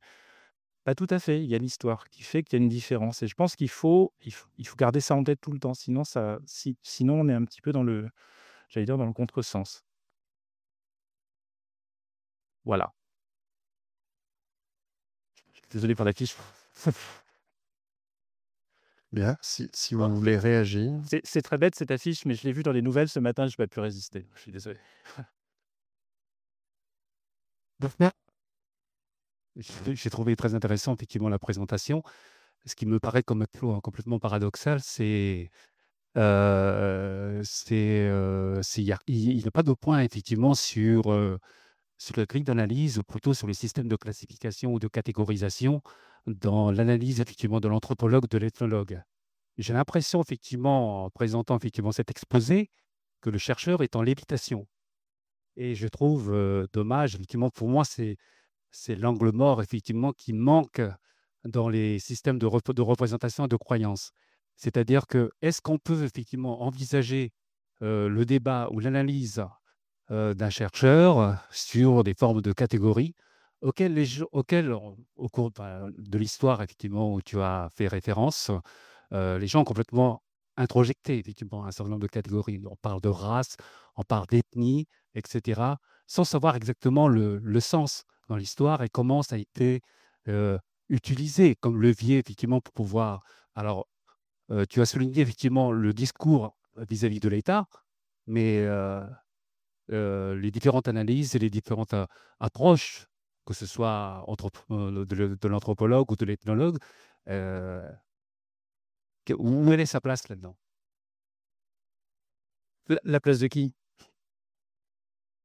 Non, non, c'est-à-dire que, c'est-à-dire que tous les catégories ou tous les classifications n'appartiennent pas aux groupes qui composent ce pays. C'est-à-dire qu'ils se sont appropriés effectivement un discours, certes un discours politique, un discours qui a été, effectivement, enfin, en tout cas des concepts qui ont été instrumentalisés pour pouvoir effectivement appréhender un monde, pour appréhender une réalité, pour pouvoir appréhender effectivement des dynamiques de groupe et ça, il y a rien. Il y a rien, c'est-à-dire que vous êtes, au-dessus de tout ça? Oh non, moi je suis au-dessus de rien, hein, mais non, non, mais ce que j'ai essayé de faire, alors peut-être que je suis passé trop vite et que c'était peut-être pas très clair, mais ce que j'ai essayé d'expliquer au début, c'est qu'il y a une série de termes comme celui d'identité, par exemple, qui est très employé. On parle d'identité culturelle en particulier. Donc ça, c'est un espèce d'euphémisme, personnellement, je le comprends pas, mais en même temps, c'est pas gênant. Mais ce que je trouve frappant, c'est que ce terme-là, effectivement, identité, c'est un terme qui est employé à la fois dans la recherche et par les par les personnes qui ne sont pas dans la recherche. Donc Excusez-moi, oui, est-ce que oui, vous non, pourriez parler dans le micro, s'il vous plaît? Mais le concept d'ethnie ou d'ethnicité, par exemple, qu'est-ce que ça veut dire? C'est-à-dire que les gens utilisent comme ça, donc presque à mauvais escient, en catégorisant les gens. Voilà, toi, tu es de telle ethnie, sans pour autant qu'ils sachent, ce que ça veut dire. non, mais Quelle je est suis d'accord, l'histoire? bien sûr. Et puis le situer historiquement dans les grilles d'analyse, par exemple, des anthropologues et des ethnologues. Ça serait intéressant, effectivement, d'expliquer effectivement ces différents concepts auxquels les gens sont amenés un peu à subir. Par exemple, il existe des langues kanak. Est-ce que, d'après vous, entre les gens de Wailou et les gens de la région de Paty, par exemple, utilisent des termes qui se rapprochent dans la langue adio du terme ethnie ou du terme de race, et cetera? Ah non, mais bien sûr, non, mais là, là, d'une part, mon propos n'était pas sur le monde kanak, il était plutôt sur le monde caldoche, on va dire. Euh, Ce que je trouve intéressant, c'est effectivement les termes qu'emploient les gens. Donc, s'ils emploient identité, ben, moi, ça m'intéresse de voir ce qu'ils mettent derrière identité. S'ils emploient caldoche ou s'ils refusent d'employer caldoche, ça m'intéresse aussi. Si quelqu'un invente un terme qui s'appelle chaldien, ça, tout ça, c'est extrêmement intéressant. Et moi, ce que j'ai essayé de faire, alors, on n'y arrive jamais complètement, c'est le problème des sciences sociales, où c'est une difficulté qui est incontournable, c'est qu'on est en permanence à utiliser des termes qui sont forcément des termes du vocabulaire courant. On ne peut pas inventer en permanence des termes nouveaux pour éviter de la confusion. En même temps, ce que j'ai quand même essayé de faire au début, c'est dire, bon, identité, par exemple, en, en tant que catégorie d'analyse, ça sert à rien, ça fait écran à tout, donc ça m'intéresse pas. Par contre, comment les gens l'emploient, ça peut être intéressant. D'où le petit canevas que j'ai proposé avec une série de termes qui faisaient peut-être un peu jargonneux, mais à un moment donné, on est bien obligé. On reproche jamais à un physicien ou un mathématicien d'avoir ces équations. Bon, voilà, un anthropologue, des fois, il emploie des mots qui ne sont pas du vocabulaire courant. D'où ces termes de communalité, groupalité, etc., qui font un peu jargonneux, mais c'était une façon de dire derrière identité au sens large, que ce soit une identité conçue comme une ethnie, une race ou une appartenance nationale. Derrière ça, il y a toute une série de processus qui sont différents. Et là, l'idée, d'où la citation de Latour, c'est l'idée d'employer des termes qui soient le plus vides possible. Groupalité, d'une part, c'est un peu jargonneux, mais c'est vide. C'est tiens, comment se construit un groupe? Mais ça part d'une idée qui est très simple et extrêmement importante, c'est dire des groupes n'existent pas comme ça, contrairement à ce que le vocabulaire de l'identité et de l'ethnicité, là je pense que je suis d'accord avec vous, le laisse entendre. Donc c'était une façon de déconstruire un peu ce type de catégories, parce que le problème de ces catégories, c'est que si on les emploie pour l'analyse, elles font écran à des processus extrêmement hétérogènes et en général, elles postulent l'existence de groupes donc, dont personne ne sait s'ils existent vraiment.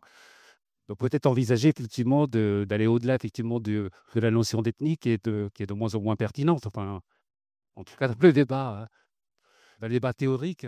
Oui, non, mais là, voilà, je l'ai laissé parce que c'est une façon de, bon, vous allez dire, c'est une stratégie de communication, hein, mais c'est aussi une façon de dire, voilà, c'est peut-être de ça qu'on parle et effectivement, ce qu'on met dans ethnicité, c'est pareil pour identité. C'est-à-dire qu'il y a toute une tendance de dire, bon, les identités sont bien plus fluides, négociées, changeantes et cetera, liées à la situation, au contexte que ce qu'on disait avant.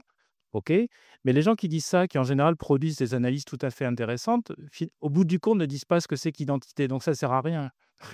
Si au bout du compte le chercheur est incapable de mettre un sens. Par contre, ce que le chercheur est capable de faire, c'est d'essayer de décrypter le sens que les gens mettent dans le terme identité si jamais ils l'emploient. Et voilà, on ne peut pas évacuer tous les termes du langage courant, donc j'ai laissé ethnicité parce qu'il fallait bien mettre un mot là, mais j'aurais pu dire point d'interrogation, mais voilà, il y a un moment qui est indépassable, c'est le fait que le vocabulaire courant est forcément présent dans le vocabulaire employé par les chercheurs en sciences sociales. Alors ça répond pas de façon satisfaisante à votre question, mais je pense que c'est voilà, c'est une espèce de jeu de boîte noire. C'est là où on met la boîte noire. Là où on explique ou là où au contraire, on va dire: «Bon, on emploie ce terme-là à défaut de mieux parce que ça permet quand même de parler». Oui, bonsoir, merci, de ta prestation qui était très intéressante et je comprends tout à fait, que tu aies introduit, j'appellerai pas ça du jargon, mais du concept. Parce qu'effectivement, à un moment ou à un autre, il faut définir les termes. Et par rapport au je reviens d'ailleurs juste, sur, ton interrogation par rapport à identité culturelle. En fait, on utilise le terme identité culturelle, pour, comment dire? Mieux définir le terme d'identité qui peut être une identité subjective comme l'identité sexuée, quoi. On peut s'identifier en tant qu'homme et puis après on s'identifie en tant qu'homme appartenant à une culture. Je voulais revenir sur le début et tes anecdotes en fait, puisque j'étais, également témoin, en tant que président de l'association ARES et le membre de l'organisation des 2 journées de la citoyenneté, précédentes. La jeune fille dont tu parles, c'est la même, c'est Julie Régent.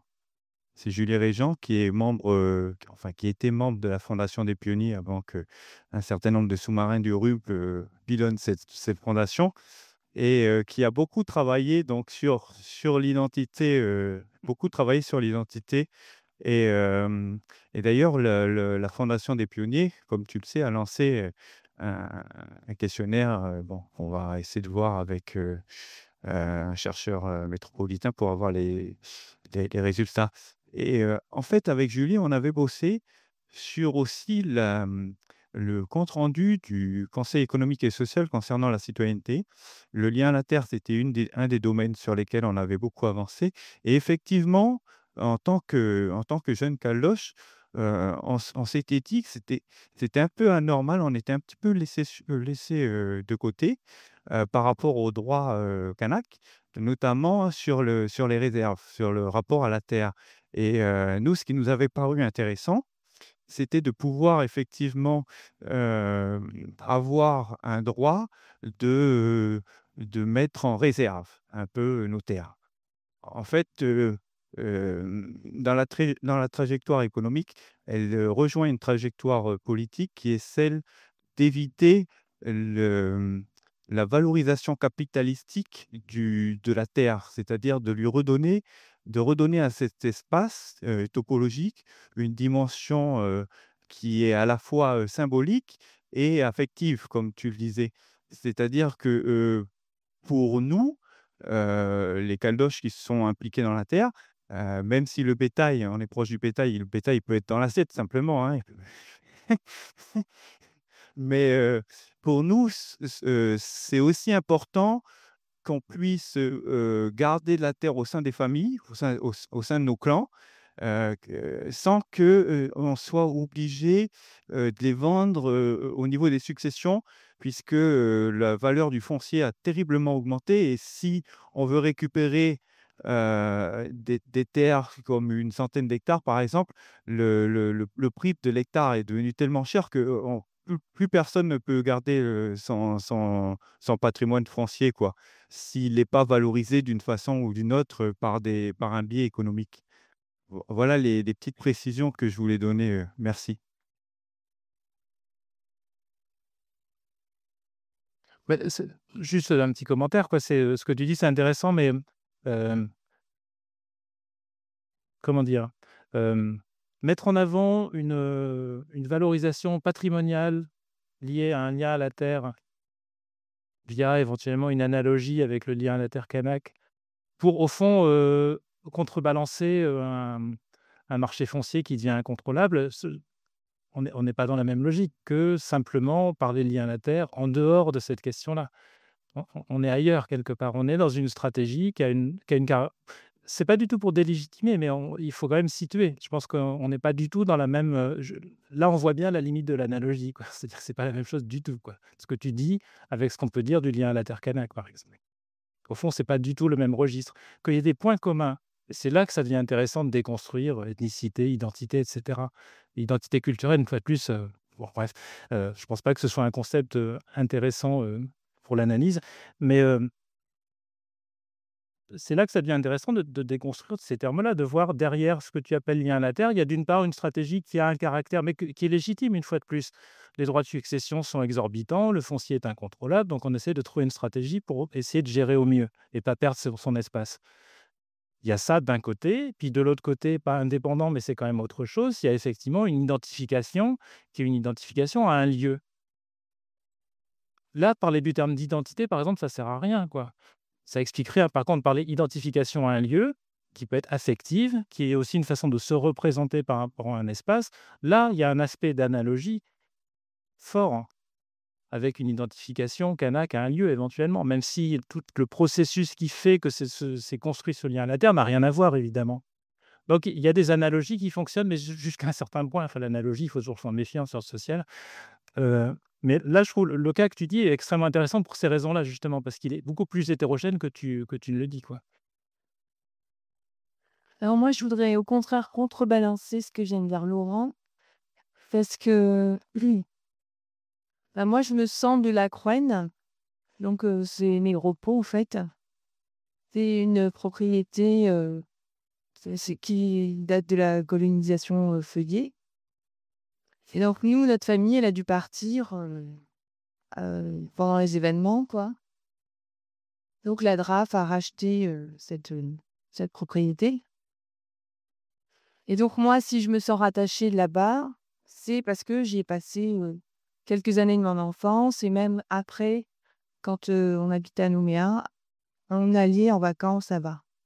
Donc je pense que, je ne sais pas comment Laurent il voyait les choses, mais moi, le rapport à un endroit donné en Calédonie, c'est dû effectivement à ce que j'ai vécu. C'est pas du tout dû à d'autres problèmes. Et je pense que c'est le cas pour beaucoup de gens.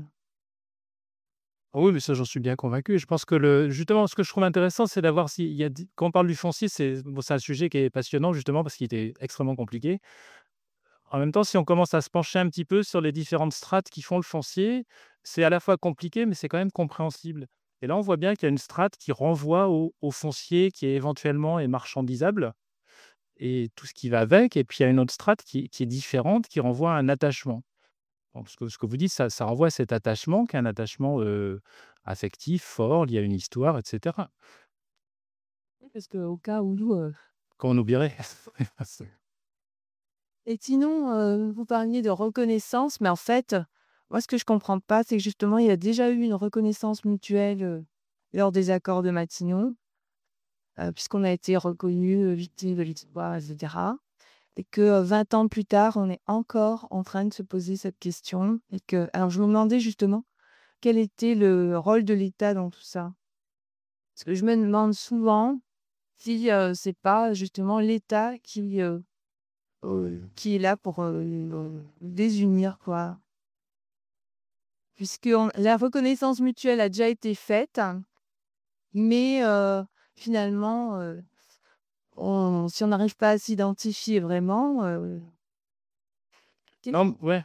Non, mais Ouais. cette reconnaissance, bon, il y a eu Nainville-les-Roches, il y a eu les accords, et cetera. Elle date déjà, oui, effectivement. Ça, je suis bien d'accord. Là, je réagissais plutôt là, c'est une fois de plus ce petit livre-là sur les Chaldiens qui m'a quand même que je trouve intéressant parce qu'il y a un effort de réappropriation, une façon de dire: «Bon, on est caldoche ou chaldien, peu importe, mais c'est à nous de dire comment on est, comment on s'appelle», quoi. Ce que je trouve légitime comme façon de faire et je trouve que c'est une bonne idée, au fond. Mais après, ce que je trouvais assez frappant, c'est cette espèce d'incompréhension, par exemple, de ce que c'est que l'ethnicité ou l'identité, une fois de plus, voilà, j'emploie des termes de façon molle, ce coup-ci. Heu, Canaque peut représenter ce souci de reconnaissance mutuelle, mais qui est d'abord une reconnaissance d'une antériorité qui permet après de reconnaître les arrivants suivants. Heu, je pense que ça, c'est gravé dans le marbre et en même temps, quand on lit le bouquin, on se dit qu'il y a des gens qui ont toujours pas compris, quoi. C'est vous en faites pas partie manifestement, quoi, mais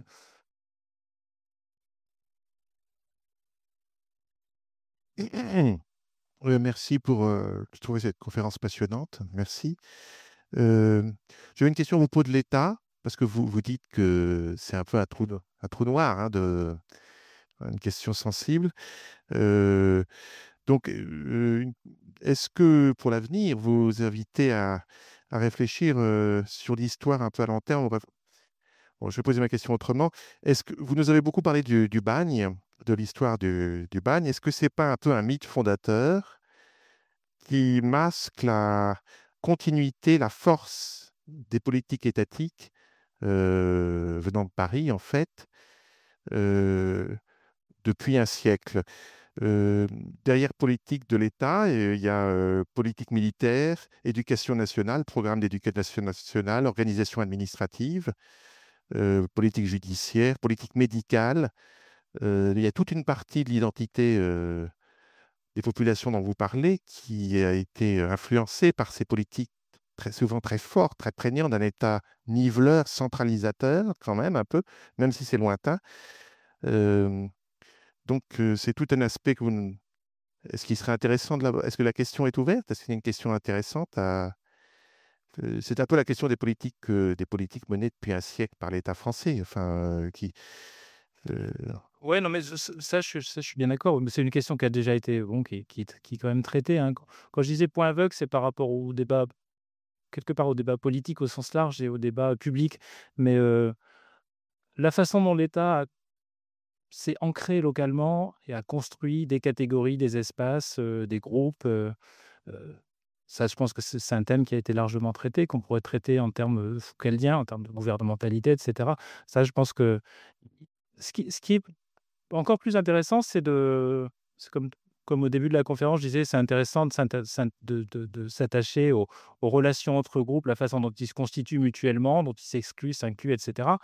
Et là, c'est pareil, je pense que ce qui est intéressant, c'est d'avoir une vision inclusive sur la longue durée de la construction des politiques publiques, de l'État, etc., en Nouvelle-Calédonie depuis le début de la colonisation. Et là, effectivement, il y a à la fois des récurrences, il y a un poids de l'État qui est très fort. Une fois de plus, c'est un État qui est à la fois fort, mais fort au sens, à l'époque coloniale, fort au sens de brutal, mais extrêmement faible dans les moyens qu'il avait, quand on y pense. Ce qui était le cas de l'État colonial dans la plupart des colonies françaises, anglaises aussi, jusque dans les années 30-40, où il y a une espèce de retournement qu'on peut qualifier de keynésien, où les États métropolitains s'aperçoivent que ça vaut le coup de mettre un peu de pognon dans les colonies pour en tirer encore plus. Donc c'est la l'injection économique plus une relative libéralisation politique. L'idée, c'est quand même une colonisation durable. C'était ça les années 40. Ça n'a pas marché, enfin pas partout. Mais en tout cas, cette mise en perspective sur la longue durée des politiques publiques, de la façon dont l'État s'ancre localement, effectivement, ça c'est un enjeu extrêmement intéressant à étudier. Et là, ce que je trouve intéressant quand je disais c'est un point aveugle, c'est que la tendance, c'est aussi, ça fait partie de, comment dire, de la langue locale en quelque sorte. Quand on dit État, spontanément, tout le monde fait référence à l'État français métropolitain. L'État, ici, c'est les provinces quand même essentiellement quand on y pense. Donc voilà, il y a aussi cet aspect des choses qui passe un petit peu à la trappe à travers un vocabulaire. Là encore, on retombe sur la question des mots qui sont utilisés de façon parfois qui font écran. Là, ça fait écran à ce qui se passe, c'est-à-dire la construction d'un État sur mode plus décentralisé et plus autonome depuis la provincialisation.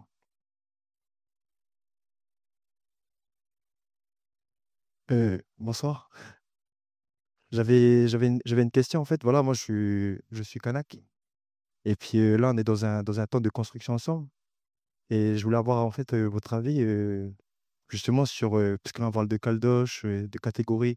Et vous parlez de ce nationalisme-là. Et je voulais parler de si vous pouvez justement faire un éclairage sur une identité commune qu'on pourrait, enfin je veux dire, ben, calédonien ou chaldien, comme on appelle ça, mais je voulais savoir enfin, votre avis sur cette identité commune qu'on peut partager en fait. Je sais pas si je me suis assez bien exprimé, mais Si, si. donc voilà, je voulais avoir votre avis sur ça parce que C'est pas à moi de résoudre la question. En tant que oreilles, c'est une catégorie qu'on n'a pas citée ce soir. Euh, Non, ce que je trouve intéressant quand on pense à tout ce que j'ai appelé mimétisme, c'est-à-dire ces façons de, de se reconstruire sur un mode un peu analogue, ça, je trouve ça, au fond, d'un certain point de vue, j'ai dit, il faut se méfier de l'analogie pour analyser les choses. C'est-à-dire qu'on voit bien que ce n'est pas la même chose, etc., c'est pas symétrique. En même temps, je crois qu'en termes politiques, c'est extrêmement intéressant. L'idée de se retrouver sur des points de convergence en termes d'identification à l'espace, etc. Je pense que ça, c'est des éléments qui peuvent aider à construire une nation. En fait, c'est de ça qu'il s'agit, hein, mine de rien. En tout cas, une citoyenneté calédonienne. C'est-à-dire qu'une fois qu'on l'a écrite dans le marbre, la citoyenneté, après, il faut effectivement la construire, la vivre et trouver des points d'identification qui soient un minimum communs, c'est-à-dire se construire un vocabulaire commun aussi par rapport à ces questions. Ça, je pense que c'est extrêmement important, c'est vraiment central, quoi. Je voudrais poser une question. Enfin, vous avez défini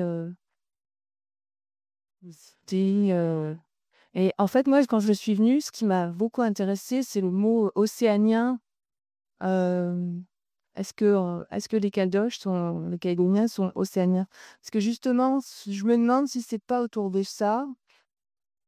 Qu'est-ce que c'est qu'être océanien? Et comment est-ce que nous, d'origine européenne, on peut dire qu'on est océanien, mais j'ai l'impression que c'est un petit peu autour de ça qu'on pourrait trouver quelque chose de commun. Mais en fait, je pensais que vous alliez définir ce que c'était qu'être océanien. Je m'étais déjà posé la question avant de venir, mais Ça s'appelle un acte manqué. je fais comme ça. Comme j'avais pas de réponse, j'en ai pas parlé. Non, en fait, Non, j'ai employé le terme parce que c'était au point de départ de ma réflexion. C'était les anecdotes que je citais. Alors, c'est la même personne, pas de chance, mais j'en avais d'autres un peu du même tonneau. Ça renvoyait à ça. C'est les gens qui se présentent aussi quelque part. Ils disent pas on est des Kanaks comme les autres, ils disent plutôt on est des Océaniens comme les autres. C'est aussi un terme qui est employé. Donc, je trouve ça intéressant. Donc, c'est pareil que identité ou ethnicité. Après, si les gens l'emploient, moi, ce qui m'intéresse, c'est de savoir pourquoi ils l'emploient, comment ils l'emploient, dans quel contexte. Après, effectivement, le problème, c'est qu'océanien, c'est parasité aussi par un usage, là encore, euphémisé. On a plein de catégories euphémisées. On a mélanésien, on a européen, on a aussi océanien. Océanien, c'est pour dire les gens qui sont non kanaks, mais qui sont wallisiens, polynésiens, etc. Ok. Le problème, c'est que toutes ces catégories sont éminemment piégées, toutes, ça c'est définitif. Bon, c'est comme ça. Mais se retrouver, quand je disais tout à l'heure, les points d'identification commune, le vocabulaire commun, et cetera. Alors ça peut se mettre sous le label éventuellement océanien, ça c'est pas ça c'est aux gens de le dire, c'est pas ça se décrète pas, quoi. Mais effectivement, c'est peut-être une façon, dans l'inflation de néologismes, bah, c'est peut-être une façon de prendre un terme qui est pas un néologisme et qui peut-être politiquement serait pratique. Ça, c'est à voir. Mais ça oblige aussi à se poser la question des gens qui sont ni Kanaks ni Caldoches et qui sont par exemple, wallisiens ou autres et qui sont là aussi depuis quand même maintenant assez longtemps. Et quelle est leur place, et cetera. Je pense que pour eux, il y a pas de problème. Ils sont océaniens. Ah oui, oui, ça, mais c'est par rapport à l'enjeu pays, je veux dire. C'est un problème c'est un problème d'identité. Oui, bonsoir. Merci pour. On ne sait jamais d'où vient la voix. C'est ça le piège. Oui, je vois ça, ouais. Oui, la question de Océania, effectivement, bon, c'est une question qui brûlait les lèvres, mais vous l'avez bien expliqué, enfin dit au moins là, c'est l'acte manqué, parce que je pense que le dénominateur commun, il est peut-être dans cette histoire. Moi, je voulais rebondir sur la question de tout à l'heure où quelqu'un a dit la reconnaissance culturelle, mutuelle, pardon, a eu lieu, et la question de l'État. Et je pense qu'il y a un dénominateur commun entre les deux, c'est l'école. La reconnaissance mutuelle a eu lieu à quel niveau? Certainement pas à l'école. À l'école, qu'est-ce qu'on a? Voilà, enfin, globalement, la population, rapport 2009, très simplement, la population kanak, 40,3%. Au baccalauréat, 12,5%, toutes séries confondues, 4% en série générale. Est-ce qu'il y a eu une reconnaissance mutuelle à ce niveau-là? La question de l'État, depuis tout à l'heure, vous dites que c'était l'État colonial, c'était l'État colonial. Est-ce qu'on n'est pas toujours dans l'État colonial? Est-ce qu'on n'est pas toujours en train de dire, on se gargarise d'une société multiculturelle pour le tourisme, et à l'école, on n'a qu'une seule langue, le français. Pourtant, dans la reconnaissance mutuelle dite avec les accords de Nouméa, on dit que les langues kanaks sont avec le français des langues d'enseignement et de culture. Mais comme l'a dit un collègue à l'université, et après, en pratique, c'est où ça? Nulle part. Très peu. Epsilon. Ça veut dire qu'on est toujours dans cette situation coloniale. On est toujours dans cette situation qui catégorise les gens. Est-ce que finalement, le fait de poser systématiquement la question de termes type caldoche, chaldien, etc., est-ce que ce n'est pas la continuité du discours colonial divisé pour mieux régner? Est-ce on parle de construction de destin commun et on continue d'utiliser des expressions qui divisent les gens? Est-ce que la question identitaire n'est pas plutôt de rechercher les dénominateurs communs? Moi, j'essaye de construire le concept d'océanité pour essayer de développer quelque chose qui serait susceptible de rassembler les gens et non pas de continuer de les diviser. Effectivement, les Oniciens, les Tahitiens sont des Océaniens, il n'y a aucun problème. Mais ceux qu'on appelle Caldoches, ils ont bouffé de l'océanité. Moins que les Kanaks, évidemment. Mais ils ne se reconnaissent pas dans les Européens. Peut-être ce que disait José n'est pas si faux que ça, être Caldoche et ne plus être européen. Moi, je récuse le terme de Caldoche. C'est l'opposition avec les Kanaks. Et tant qu'on est dans ce discours d'opposition, il me semble qu'il est presqu'il est l'heure de penser construire un destin commun. Ouais, là, j'ai pas grand-chose à dire. La question scolaire, c'est clair que c'est une question complètement centrale. Ouais. Et donc, la question linguistique, elle est complexe aussi. Et peut-être aussi, on peut imaginer, il y a effectivement, on peut dire le français, c'est la langue de la colonisation, il n'y a aucun doute là-dessus. Une réappropriation d'un français calédonien, sur un mode un peu systématique, ça peut être intéressant aussi. Euh, Après tout, la reconnaissance de dialectes différents au sein de la francophonie, c'est peut-être aussi une façon de se construire une identité localement. Bon, après, effectivement, la place des langues kanak, la façon dont elles se transmettent, dont elles se perdent éventuellement, tout ça, ça pose toute une série de problèmes que je suis absolument incapable de. Voilà, je suis absolument pas spécialiste de ces questions-là et je ne saurais pas y répondre de façon très, très convaincante, mais effectivement, là, il y a un gros souci. Ouais. Oui, je veux pas faire une continuité de monologue, mais j'ai un peu peur d'entendre la langue caldoche à l'école. C'est pas une langue. Et non, mais t'as vu mon frère, attends, il a pété les temps. Excuse-moi, mais moi je suis né à Ouégois, bon, ça va. Mais c'est pas une langue. Faut pas mettre les langues kanak et le parler français local sur le même niveau. Les langues kanak sont des langues structurées qui développent la pensée. Enseigner en langue kanak n'est pas une utopie. Par contre, ce qui est extrêmement important, c'est de prendre en considération le bilinguisme dans ce pays. Tant qu'on ne comprendra pas que l'une des questions de la Nouvelle-Calédonie, c'est la question de l'interculturalité, tant que les instituts de formation, le travail de formation des maîtres ne travailleront pas sur la prise en compte de la différenciation culturelle, de l'interculturalité dans les apprentissages, parce que, comme le dit Brunner, c'est la culture qui donne forme à l'esprit, on n'a rien compris. On continue effectivement la continuité de l'État colonial. On continue la division. On continue le rejet de certains. Et ça, c'est quoi? Ben ça, c'est des bombes à retardement pour demain. Est-ce que c'est ça qu'on veut aujourd'hui? Voilà la question. Non, mais je réagis juste rapidement sur le- l'apprentissage de dialecte à l'école en Suisse.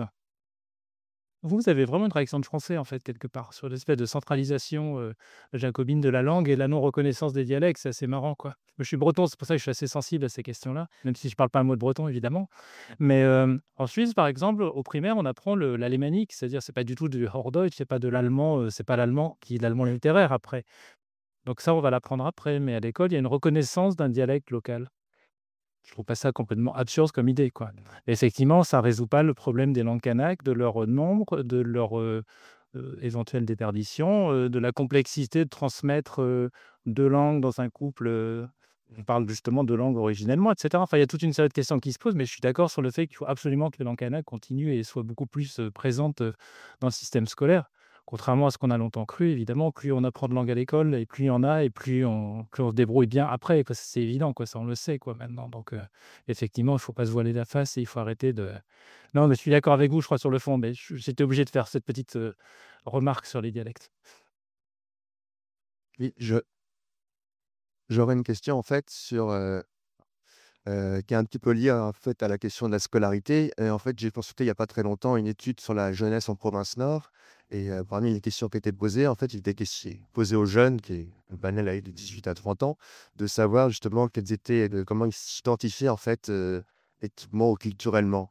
Et je trouvais assez intéressant de voir qu'il y avait des proportions non négligeables déjà, qui au-delà d'un certain nombre de générations et de mélanges en fait entre catégories déterminées pas forcément par eux, un pourcentage non négligeable de jeunes qui disaient catégorie autre. En fait. Et la question que je voudrais vous poser, c'est dans vos recherches, est-ce que vous constatez que, parmi les caldoches ou d'autres catégories prédéterminées ou pas par les besoins de la recherche sociale, est-ce que vous rencontrez beaucoup de gens en fait, qui questionnent justement le fait que bon, bah, être caldoche, ou je définis comme caldoche, mais plus ou moins par rapport à un autre, est-ce qu'il y a une remise en cause en fait à l'intérieur même des différentes catégories? J'ai pas fait de travail, une fois de plus, mon entrée sur ces questions est une entrée très indirecte, donc j'ai pas fait de travail systématique avec des enquêtes, ciblées sur ces questions-là. Par contre, au détour des conversations, des entretiens et cetera, oui, la remise en cause des catégories, le rejet de certaines et cetera, l'affirmation d'une appartenance à un pays, c'est-à-dire se dire calédonien et cetera, c'est des choses qu'on voit transparaître. Alors je suis absolument incapable de dire, statistiquement ce que ça veut dire, mais en tout cas que ça apparaisse, ça c'est clair. Je l'ai dit tout à l'heure pour l'époque coloniale, mais ça c'est vrai à tout moment. C'est-à-dire que l'État essaye d'imposer un certain nombre de choses, hein, des catégorisations en particulier qui peuvent avoir une valeur ethnique, raciale ou autre, euh, les gens les reprennent, enfin l'État n'a pas les moyens de les imposer totalement. Alors il a des moyens, mais en même temps, les gens recomposent, réinterprètent, rejettent, prennent des bouts, bricolent. Tout le monde est en permanence en espèce de bricolage aussi par rapport à des sentiments d'appartenance. Alors ce bricolage, il peut avoir une forme très, comment dire, non verbalisée. C'est-à-dire les gens ne se posent pas forcément en permanence la question. C'est ça le risque aussi d'enquêter très directement sur le sujet, c'est que quand on se met à poser ce genre de questions, on induit aussi des réponses, une fois de plus, comme ça a été dit, parce que les mots sont fortement piégés et qui sont difficiles à manier. Par contre, quand on étudie les choses de manière très indirecte, ça fait ressortir des fois des choses qui sont vraiment intéressantes et qui passent justement par des aspects indirects d'identification à des espaces, de trajectoires, etc. Mais avec parfois aussi très très clairement des remises en cause d'un certain nombre de catégories que les gens n'ont pas envie d'entendre. Au-dessus de la catégorie caldoche, bon, c'est assez classique, mais le terme européen, des fois, est discuté aussi. Enfin, ça émerge aussi, ça c'est clair. Les gens ne se laissent pas mettre dans des tiroirs comme ça si facilement, hein. Ils sont aussi leur façon, leur capacité, leur marge de manœuvre, même dans des situations difficiles. Voilà, je ne peux pas répondre plus que ça, à savoir, j'ai pas fait d'enquête de façon extrêmement précise, systématique sur l'auto-catégorisation des gens, en fait. Oui, je voudrais revenir un peu sur deux choses, là, sur la question qui vient d'être posée, sur l'autre. Par rapport au recensement qui a eu lieu, effectivement, nous, les Caldoches, on était autres dans notre propre pays, quoi. C'était la négation de notre identité. Louis-José Barbançon l'a dénoncé d'ailleurs, mais bon, finalement, c'est passé. Et c'est très dommage. Concernant les langues, je suis tout à fait d'accord. Effectivement, l'accord de Nouméa, il prévoit que les langues soient apprises et soient aussi des langues d'enseignement. Maintenant, qui c'est qui est en charge de ça? C'est quand même l'IFMNC. Et qui est à la tête de l'IFMNC? C'est Chantal Mandawi. Donc, le colonialisme, il n'est pas tout à fait là non plus, hein. Il faut aussi remettre les choses à leur place. Effectivement, le français, l'intérêt du français, c'est que c'est une langue qui permet de, à tous les citoyens calédoniens, puisqu'on parle de la citoyenneté, de parler la même langue. C'est donc effectivement la langue de la Nouvelle-Calédonie, contrairement à Tahiti on n'a pas la même, la même comment dire, réalité linguistique. Euh, il me semble quand même que quand on a mis en place 4 heures, hein, je crois qu'il y a des personnes qui vont mieux répondre que moi, quand on a mis en place 4 heures par semaine d'enseignement de langue autre que le français au primaire, bon, la province sud a pas joué le jeu, ils ont fait l'anglais. Alors effectivement, il faudrait savoir maintenant si on part sur la base de l'enseignement des langues, sur la base de l'enseignement de l'anglais, du japonais, de l'espagnol. Il y a des choix linguistiques à faire dans ce pays. Moi, il me semble, puisque l'accord de Nouméa le prévoit, qu'il faut apprendre les langues. Et de toute façon, on n'a pas besoin de parler énormément de langues. Moi, je dis quelques mots en quelques langues et c'est tout de suite, c'est le contact passe. Et c'est aussi ça la reconnaissance. C'est aussi être capable de dire bonjour, au revoir, voilà, tout ce que je voulais dire. Bonsoir, je voudrais intervenir, enfin, compléter un peu ce que Pierre-Yves a dit sur la question de la catégorie autre pour avoir participé à l'enquête sur la jeunesse en province Nord. Euh, Lorsqu'on a analysé, enfin, j'ai participé à une petite partie de l'analyse de cette enquête et j'ai aussi réalisé des enquêtes auprès des employés du projet Konyambo où on a demandé cette catégorie. Est-ce qu'on s'est, enfin, je me suis rendu compte qu'en fait, c'était une catégorie qui renvoyait une légitimité très affective où les personnes interrogées refusaient de choisir entre être tahitien de père ou wallisienne de mère ou kanak de mère et européen de père, par exemple. Donc, c'est bien pour rejoindre la dame qui parlait tout à l'heure de logique affective, ben, c'est bien cette question qui se pose où on voit aujourd'hui une affirmation de cette catégorie autre pour garder en fait le lien entre ces deux parents. Et donc, ça renvoie à la question du métissage plus globalement. Voilà, merci. Non, mais il y a plusieurs façons effectivement de refuser une catégorisation. C'est refuser les cases proposées, en proposer d'autres, ou refuser d'être dans aucune des cases parce qu'on considère que c'est sans objet en quelque sorte. Donc voilà, ça se peut se situer à plusieurs niveaux, hein. Et effectivement, il peut y avoir un niveau extrêmement qui est affectif, mais qui est très logique. C'est refuser de choisir entre deux affiliations parce qu'on a deux parents d'origine différente. Effectivement, la catégorie métisse, ça résout pas les choses, parce que métis, c'est une catégorie aussi hautement, quelque part hautement racialisée, et d'origine hautement coloniale. Y a-t-il une dernière question dans la salle? C'est la fatigue. Bonsoir. Bonsoir. Comme il n'y a plus de questions, je vais juste me permettre de faire une petite remarque. Il y a plusieurs personnes qui ont parlé justement de la construction d'identité, qui se demandaient si l'État colonial, c'est le mot qui a été employé, n'était pas en train de nous diviser, nous Calédoniens, qu'on soit effectivement Kanak ou autre, enfin Caldoche, etc. Ah, pour nous, quand même, qu'en 98 et même avant ça, l'accord de Matignon disait qu'il fallait qu'on se dote de signes identitaires communs. Ça, c'est pas la France qui va nous les dicter. C'est à nous, justement, citoyens du pays, de se mettre d'accord sur ces signes identitaires. Et ces signes identitaires sont justement un des moyens qui nous permettront aussi de construire une identité commune, même si c'est pas le seul. Et je voulais surtout aussi rappeler le rôle des inégalités sociales en Nouvelle-Calédonie. Effectivement, quand monsieur parlait des différents d'échecs scolaires, on pourrait aussi parler du taux d'occupation du camp Est. Tout le monde sait ici que, je sais plus, je crois 90% des résidents du camp Est sont Kanaks.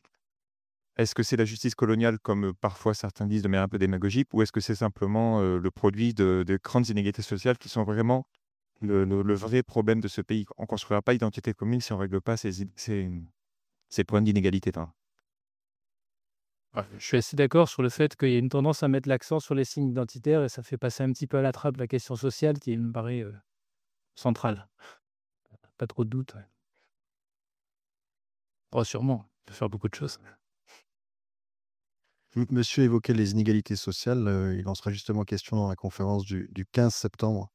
Différences culturelles et inégalités sociales par Patrice Gaudin et John Passa. Donc vous êtes les bienvenus. À la prochaine fois. Merci. Merci.